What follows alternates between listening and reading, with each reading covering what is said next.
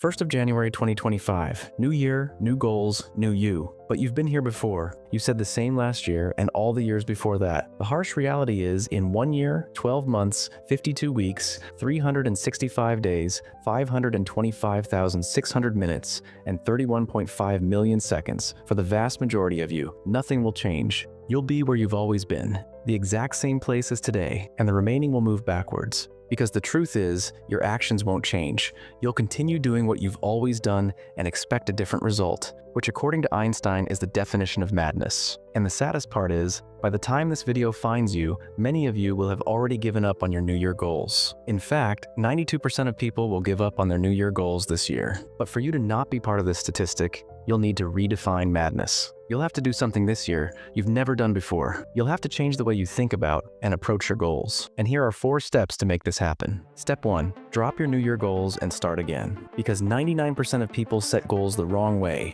meaning the odds are already stacked against you from the very beginning. So it's not a question of if you will fail. The question is, when will you fail? And that's because annual goals are ineffective for 2 reasons. Firstly, an annual timeline is too long and kind of irrelevant for most goals. Who decided that all your goals need 12 months to complete? Secondly, it creates no sense of urgency, as you've got the whole year to achieve your goal. So in theory, you could start in December and just sit around all year. So what's the red pill? How should we set goals to maximize our chances of success? Step 2. The better way to set goals. The timeline of a goal should be short enough to create some sense of urgency, but long enough to make meaningful progress. And this is where the 12-week year comes in. All big companies have an annual plan which sets the direction, but the more important metric is their quarterly performance. This allows them to regularly track progress and course correct should things go off track. Your annual goal is just the compass, but your 12-week goal is the map which moves you in the right direction. Step 3. Be smart. Pick your biggest goal of the year. Now break it down into 4 mini goals, 1 for each quarter. The most important thing, make your goals action-based and not results-based. Again, a common mistake 99% of people make. For example, if my goal was to get to 100K subs on YouTube by the end of the year, that would be kind of a dumb goal because it's not in my control.